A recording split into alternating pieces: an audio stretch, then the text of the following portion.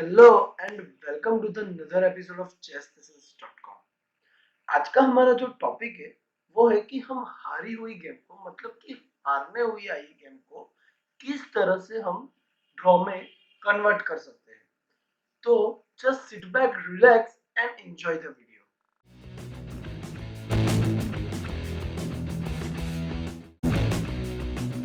जी हाँ, आपने बिल्कुल सही सुना कि हम कई बार बिल्कुल ही हारी हुई पोजीशन को ड्रॉ में कन्वर्ट कर सकते हैं। उसको हम स्टेलमेट बोलते हैं। अगर आपको पता नहीं है कि स्टेलमेट कैसे होता है या किसे कहते हैं, तो मैंने डिस्क्रिप्शन में लिंक दी हुई है। आप उस पर क्लिक करके पहले वो वीडियो देख लीजिए, बाद में इस वीडियो की तरफ आइए।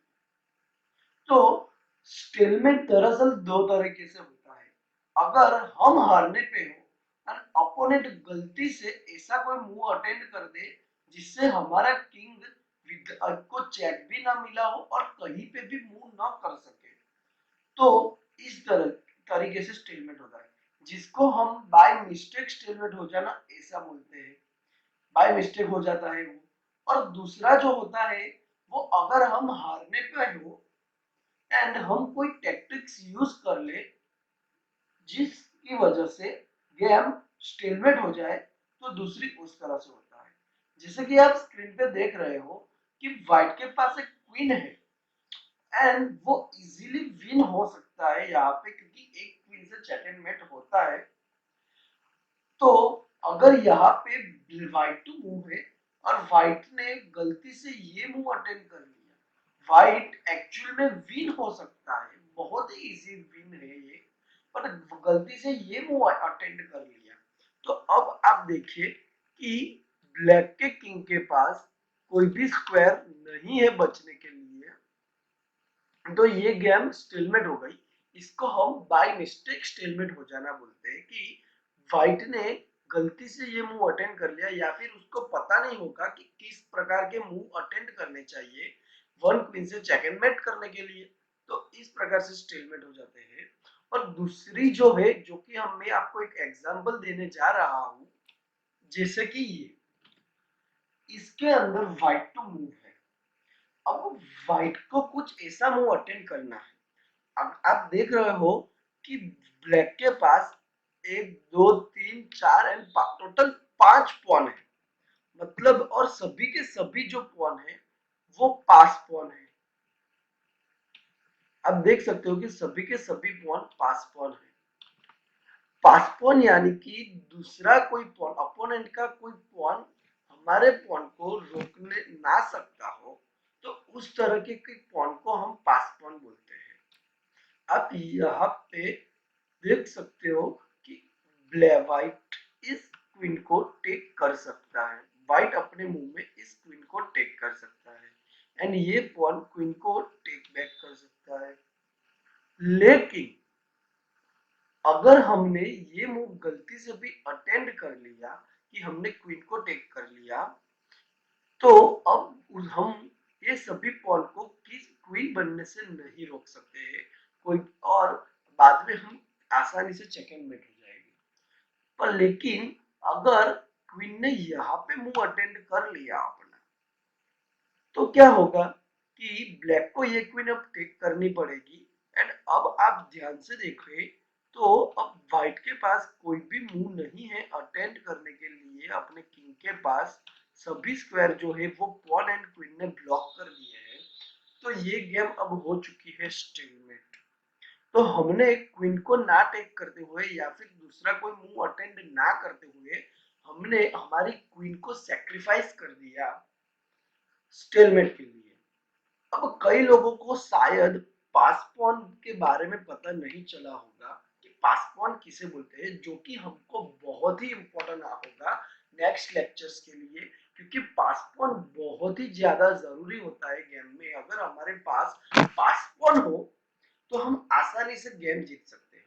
तो अगर आपको जानना है कि पासपोन किसे कहते हैं, तो ये वीडियो एंड तक देखते रहिए। मैं आज आपको पासपोन किसे कहते हैं एंड टेम्पो किसे कहते हैं उसके बारे में मैं एंड में आपको बताने वाला हूँ। तो अब हम पजल्स की तरफ बढ़ते हैं। तो ये रहा आपके सामने आज का हमारा फर्स्ट पजल।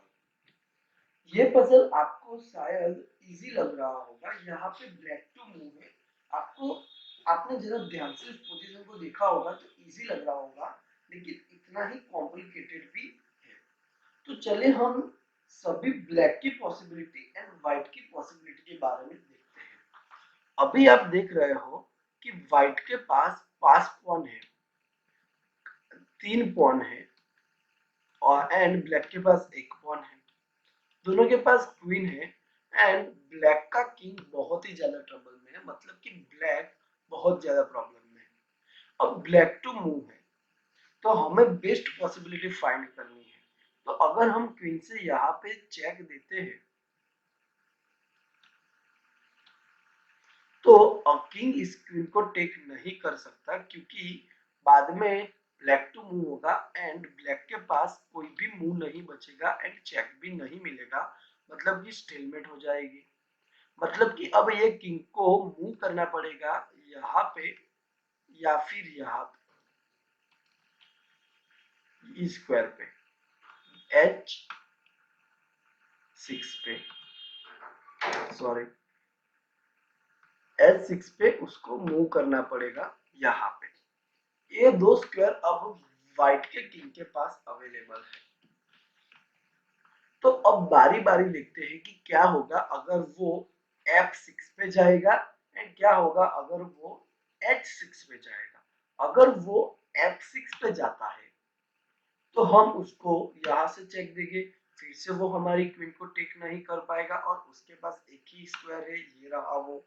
हम इसको यहाँ से अब फिर से चेक देंगे, मतलब कि ये हम कंटिन्यूस करेंगे। और मैंने आपको पहले बोला था कि अगर हम कोई मूव 3 बार रिपीट करते हैं, दोनों व्हाइट एंड ब्लैक दोनों वही मूव 3-3 बार रिपीट कर लेते हैं, तो उसको हम ड्रॉ बोलते हैं गेम को। मतलब कि अब फोर्सफुली H6 पे व्हाइट के किंग को जाना पड़ेगा। अब हमारे पास दो ऑप्शन है चेक देने को किंग पे। हम ब्लैक से व्हाइट के किंग को यहाँ से चेक दे सकते हैं एंड यहाँ से। तो अब हमको ये डिसाइड करना है कि किस चेक स्क्वायर से हम चेक देंगे तो हम ड्रॉ की तरफ बढ़ेंगे। हम यहाँ से भी चेक दे सकते हैं किंग को, लेकिन फिर कोई इफेक्ट नहीं रहेगी, वो क्वीन को बीच में लाएगा एंड हम गेम हार जाएंगे।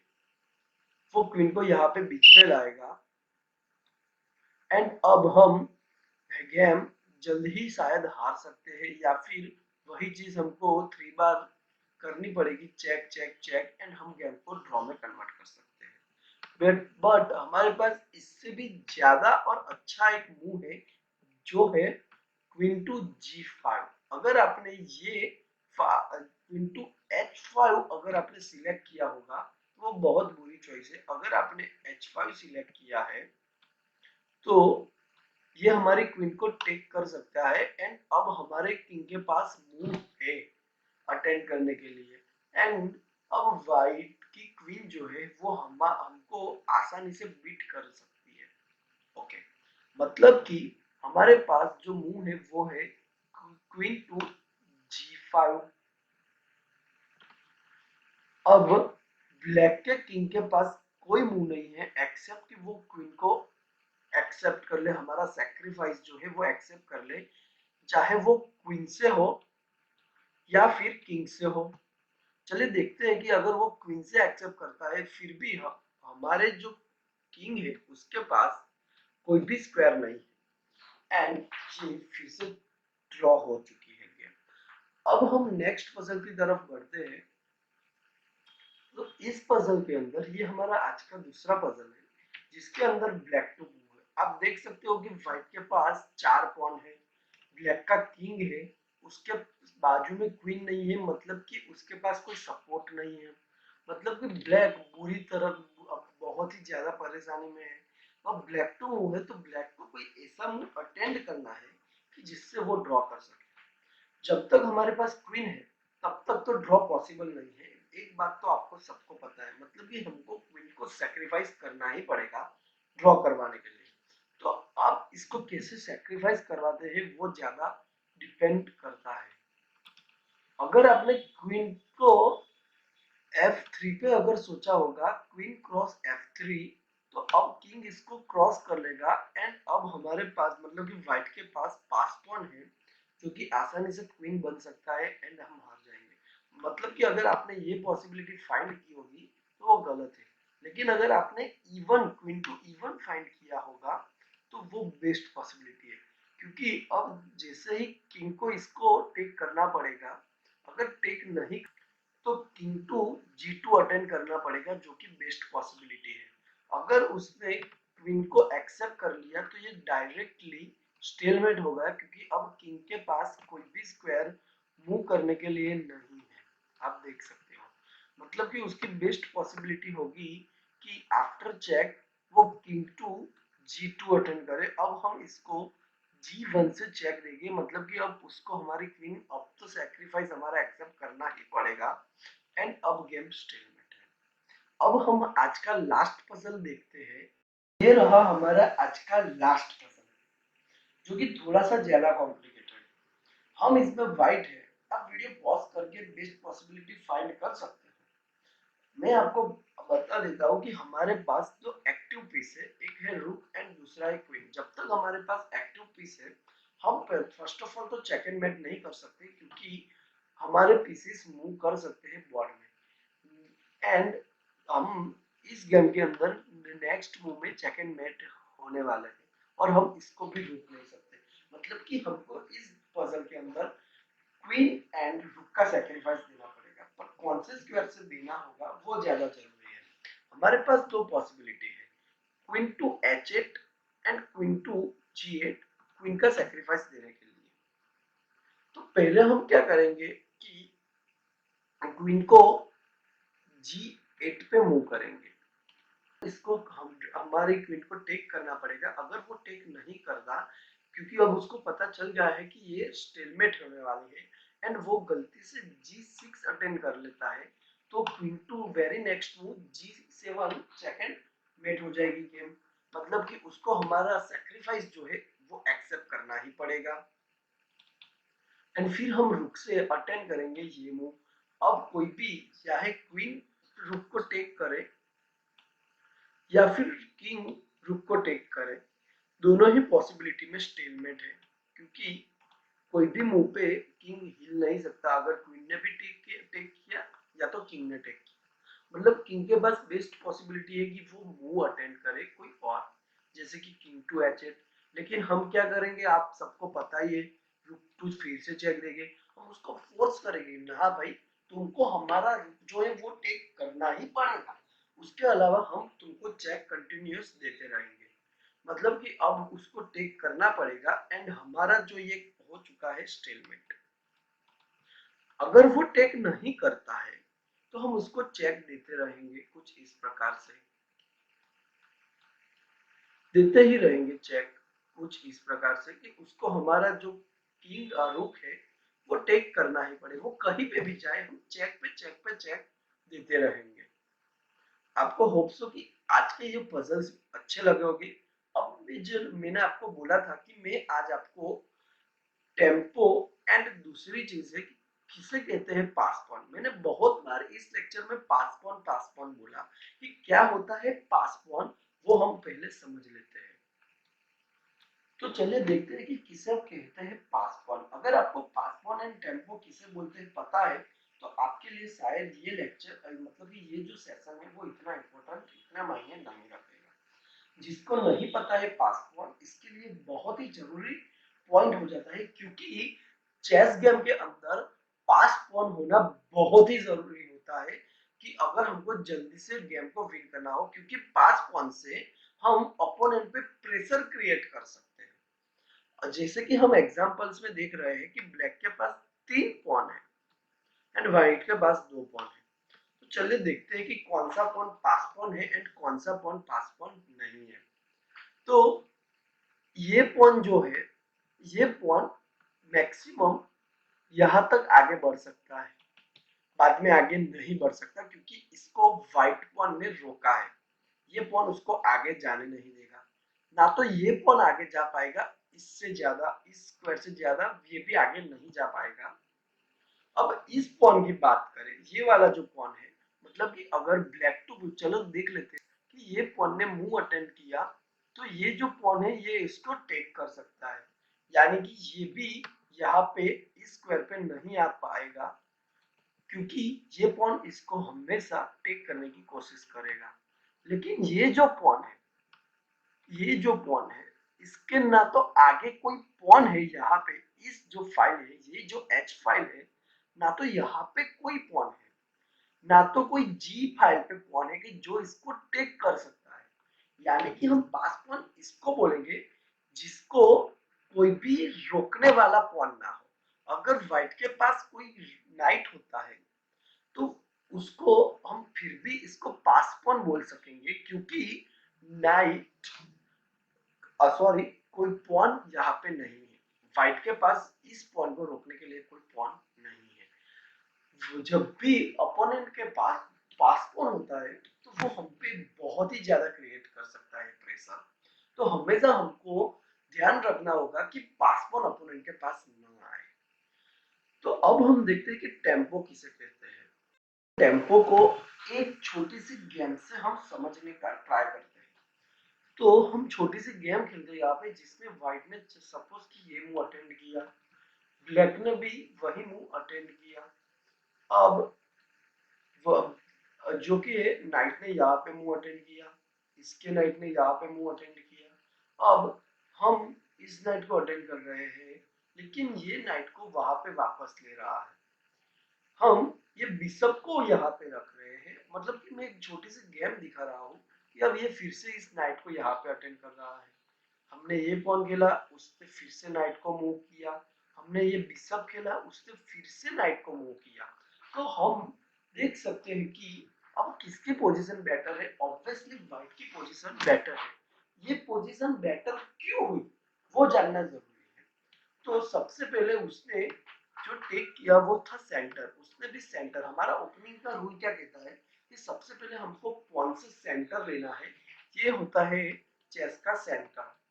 e4 e5 d4 d5। फिर हमको हमारे जो है माइनर पीसेस डेवलप करने हैं, जो कि हमने कर दिए हैं माइनर पीसेस डेवलप। एंड फिर हम कैसल कर सकते हैं एंड क्वीन को हटा के रुक को कनेक्ट कर सकते हैं। ये होना चाहिए हमारा ओपनिंग की स्ट्रेटेजी। अब उसने क्या किया, एक ही पीस को बार बार मूव किया। इसकी वजह से ना तो वो सेंटर गार्ड कर पाया, ना ही कि अपना कोई पीस डेवलप कर पाया। इसके लिए इसकी पोजीशन वीक हो गई। तो एक ही पीस को बार बार मूव करने को हम बोलते हैं टेम्पो। नाइट यहां से यहां आया, फिर वापस वहां पे गया, फिर वापस यहाँ पे आया, फिर यहाँ पे गया, फिर यहाँ पे गया। मतलब night total 1 2 3 4 and 5 times move हुआ। इतने में हमने हमारी पूरी गेम डेवलप कर दी। होप्सो कि आपको टेम्पो क्या है वो पता चल गया होगा कि जितनी भी हम एक पीस को जितनी बार ज्यादा मूव करते हैं उतने हम टेम्पोस अटेंड करते हैं, उसको वैसा बोला जाता है टेम्पोस। यानी कि एक ही पीस को एक से ज्यादा बार मूव करना ओपनिंग स्टेज में। मिडिल गेम में तो हमको करना ही पड़ता है, कई बार एंड गेम में भी करना पड़ता है, लेकिन ओपनिंग में हम जब भी करेंगे हमारी पोजीशन वीक होगी। यानी कि हम जितने भी टेम्पोस अटेंड करेंगे उतनी ही पोजीशन हमारी वीक होगी। तो हमें हमारी ओपनिंग्स में टेम्पोस को अवॉइड करना चाहिए। होप आपको हमारा ये लेक्चर, मेरा आज का ये लेक्चर आपको अच्छा लगा होगा। अगर आपको मेरा ये लेक्चर अच्छा लगा हो तो प्लीज लाइक कीजिए एंड सब्सक्राइब कीजिए मेरे इस चैनल को, क्योंकि मैं हर रोज कोई ना कोई वीडियोस रखने वाला हूँ। एंड मैं आपको बता दूं कि हम जल्द ही ओपनिंग्स, चेस की डिफरेंट ओपनिंग होती है उसकी तरफ बढ़ने वाले हैं। ये जब टैक्टिक्स खत्म हो जाएंगे 12 की 12 तब हम उसकी तरफ बढ़ेंगे। और मैं आपको एक बात बताना चाहूंगा कि अगर आप मेरे हर रोज एक वीडियोस देखते हो और आपको चेस में आगे बढ़ना है, तो मैं आपको गारंटी देता हूँ कि आप 1500 1600 1700 रेटिंग तक आसानी से मेरे इस वीडियो को देख के ही पहुंच जाएंगे। ना तो आपको कोई बुक परचेस करने की जरूरत पड़ेगी, ना तो कोई ट्यूशन में जाने की जरूरत पड़ेगी। तो आप मेरे इस वीडियो को देखते रहिए, लाइक करते रहिए, कमेंट कीजिए आपको कोई भी क्वेश्चन हो। तो मुझको अच्छा लगेगा अगर आपको कोई क्वेश्चन हो और मैं उसको सॉल्व कर पाऊँ। तो हम मिलते हैं कल से, फिर एक बार हम कल मिलेंगे। इसके तब तक bye bye and thank you.